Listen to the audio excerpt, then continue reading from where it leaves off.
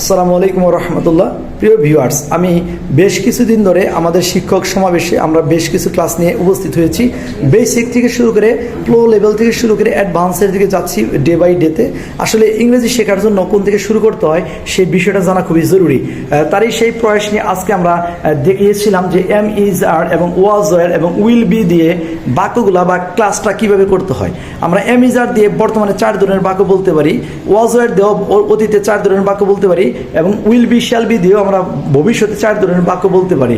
এখন এই বাক্যগুলো কিভাবে বলবেন, কখন বলবেন, কার সাথে কিভাবে বসাবেন, এটা যদি আপনি জানতে পারেন এই রহস্যটা, তাহলে আশা করি আপনার এমিজার নিয়ে কোনো সমস্যা হবে না। কারণ কি? কারণ এমিজারের পরে কখনো নাউন বসবে, কখনো অ্যাডজেক্টিভ বসবে, কখনো নাউন এবং কখনো অ্যাডজেক্টিভ এবং নাউন একসাথে বসবে। যেমন কখনো দেখবেন নাউন মানে হচ্ছে ইসিম আর সিফাত হচ্ছে অ্যাডজেক্টিভ। এই সিফাত এবং ইসিম একসাথে বসতে পারে, আবার শুধুমাত্র ইসিম একা বসতে পারে।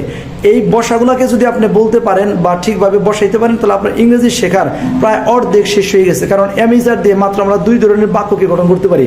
এমিজারের পরে যদি মূল ভার্ব নিয়ে আসি, মূল ভার্বের প্রেজেন্ট ফর্ম, তাহলে এটার সাথে আইএনজি যোগ করতে হবে, তখন প্রেজেন্ট কন্টিনিউয়াস হয়ে যাবে। ওয়াজ এর পরে যদি মূল ভার্বের সাথে আইএনজি করি সেটা পাস্ট কন্টিনিউয়াস হয়ে যাবে। উইল বি শ্যাল বির পরে যদি আইএনজি যোগ করি সেটা ফিউচার কন্টিনিউয়াস হয়ে যাবে। আর এমিজারের পরে যদি আইএনজি যোগ না করে নাউন এবং ইসিম অথবা ইসিম এবং সিফাত বা অ্যাডজেক্টিভ বা নাউন একসাথে বসাই, তাহলে এটা প্রেজেন্ট ইনডেফিনিট টেন্সের হবে। ওয়াজ ওয়ার পরে বসাইলে এটা পাস্ট ইনডেফিনিট হয়ে যাবে। শ্যাল বি উইল বি বসাইলে এটা ফিউচার ইনডেফিনিট টেন্স হয়ে যাবে।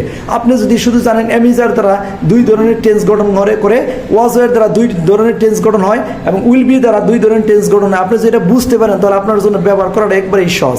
এমিজার পরে আইএনজি যোগ করলে প্রেজেন্ট কন্টিনিউয়াস দাঁড়াবে, ওয়াজ এর পরে আইএনজি যোগ করলে পাস্ট কন্টিনিউয়াস দাঁড়াবে, উইল বি শ্যাল বির পরে আইএনজি যোগ করলে ফিউচার কন্টিনিউয়াস দাঁড়াবে। এমিজারের পরে নাউন ইসিম অথবা ইসিম নাউন একসাথে বসলে এটা প্রেজেন্ট ইনডেফিনিট বলবো। ওয়াজ এর পরে নাউন ইসিম অথবা ইসিম এবং নাউন একসাথে বসলে এটা ইসিম নাউন অথবা সিফাত এবং অ্যাডজেক্টিভ একসাথে বসলে এটা আমরা পাস্ট ইনডেফিনিট বলবো। উইল বির পরে ইসিম নাউন অথবা সিফাত অ্যাডজেক্টিভ একসাথে বসলে এটাকে ফিউচার ইনডেফিনিট টেন্স বলবো। শুধু এই 2টা জিনিস মনে রাখলেই আপনার ইংরেজি প্রায় অর্ধেক প্রায় শেখা হয়ে যাবে। কারণ এমিজার দ্বারা কয় ধরনের বাক্য হয় এটা যদি আমরা বুঝতে পারেন তাহলে বাকিগুলো আপনার জন্য একবারেই সহজ হবে। আপনি একটু এখন আমি কিভাবে বুঝাবো একটু আপনারা দেখলে ভালো হয়। Right now I'm going to show the mechanism of sentence pattern. Yeah. How do you make a sentence? Yeah. If you know this mechanism of sentence pattern, it will help you to learn English properly. But if you want to speak English, there is no need to know the mechanism of sentence pattern. If you want to write down something with a grammatical accuracy, then you have to know the rules and resolution. So right now subject am is are এরপরে যদি noun বসে তাহলে এটা কোন ব্যক্তি পেশা সম্পর্কে বোঝানো হয়। কেমন পেশা বললাম, আমি একজন ছাত্র, আমি একজন শিক্ষক, এটা আমার একটা পেশা। তাহলে এরপরে am is are পরে আমরা অ্যাডজেক্টিভ বসাইতে পারি। এই অ্যাডজেক্টিভটা হচ্ছে সিফাত। কেমন সিফাত? যেমন আমি কালো, আমি মোটা, আমি ধনী, আমি মেধাবী, এটা আমার একটা গুণকে বোঝাবে। আর সাবজেক্ট পরে am is are বসলে অ্যাডজেক্টিভ বসলে নাউন, এটা হচ্ছে অ্যাডজেক্টিভ নাউন একসাথে। যেমন আমি একজন ছাত্র, আমি ছাত্র কেমন? আমি একজন ভালো ছাত্র। তাহলে আই এম এ স্টুডেন্ট, আমি উপরে যদি বলি আই এম আ স্টুডেন্ট, আমি ছাত্র। কিন্তু এটাকে যদি আমি ইসিম দিয়ে বলতে চাই, সিফাত দিয়ে বলতে চাই, তাহলে বলতে হবে আই এম এ স্টুডেন্ট। এর জন্য আমি বলেছি আমি একজন ছাত্র, আই এম আ স্টুডেন্ট। এখানে আইটা হলো সাবজেক্ট, এমটা হলো মূল ভার্ব, এটা হচ্ছে আর্টিকেল, আর স্টুডেন্ট হচ্ছে নাউন ইসিম। আমার স্টুডেন্ট, আমি একজন ছাত্র, আমি ক্লাসে আছি, এখানে আইটা সাবজেক্ট আর এম হচ্ছে মূল ভার্ব, ইট হচ্ছে প্রিপোজিশন, ক্লাস হচ্ছে নাউন, এটা হচ্ছে ইসিম বসেছে। আমি ক্লাসে আছি, আমি ব্যস্ত, আই এখানে সাবজেক্ট, এমটা মূল ভার্ব, বিজি হচ্ছে সিফাত অ্যাডজেক্টিভ। তাহলে আমি ব্যস্ত, আই এম বিজি, আমি একজন ব্যস্ত ছাত্র, আমি এই বিজিটাকে আর এই যে স্টুডেন্টটাকে একসাথে করে নিয়েছি, এটার নাম হচ্ছে সিফাত আর এটার নাম হচ্ছে ইসিম। সিফাত মানে হচ্ছে অ্যাডজেক্টিভ আর ইসিম মানে হচ্ছে কি নাউন।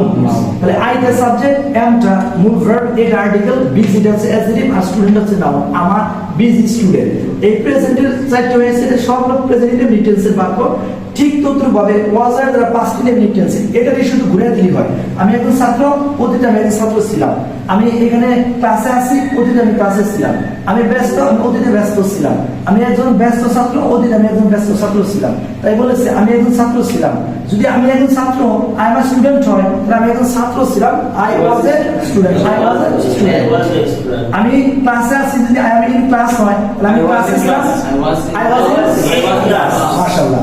আমি ব্যস্ত, আই এম বিজি যদি হয়, তাহলে আমি ব্যস্ত ছিলাম, very good. I will be. Yes. আমি একজন ব্যস্ত ছাত্র। I was I am a busy student. I was a busy student. আমি একজন ব্যস্ত ছাত্র ছিলাম। I was a busy student. এখানে তো এস মানে সাবজেক্ট, ওয়াজ ওয়্যার হচ্ছে এটা পাস্ট ইনডিফিনিট এর মূল ভার্ব, আর নাউন এটা হচ্ছে নাউন ইসিম। ঠিক একইভাবে সাবজেক্ট ওয়াজ এর মূল ভার্ব অ্যাডজেক্টিভ এটা সিফাত, সাবজেক্ট ওয়াজ এর সিফাত এবং কি নাউন বা ইসিম একসাথে বসেছে। ঠিক একইভাবে আমি বর্তমানে ছাত্র, ভবিষ্যতে কি শিক্ষক হব, তাহলে এই কথাগুলোকে প্রকাশ করার জন্য যদি আমি অতীতে বর্তমানে যদি এইভাবে চারটা প্রকাশ করি, অতীতে চারটা প্রকাশ করতে পারবো, ভবিষ্যতে চারটা প্রকাশ করতে পারবো। মানে আমি বর্তমানে একজন ছাত্র, অতীতে একজন ছাত্র ছিলাম, ভবিষ্যতে একজন কি ছাত্র হব। আমি একজন ছাত্র হব, আমি ক্লাসে আছি, আমি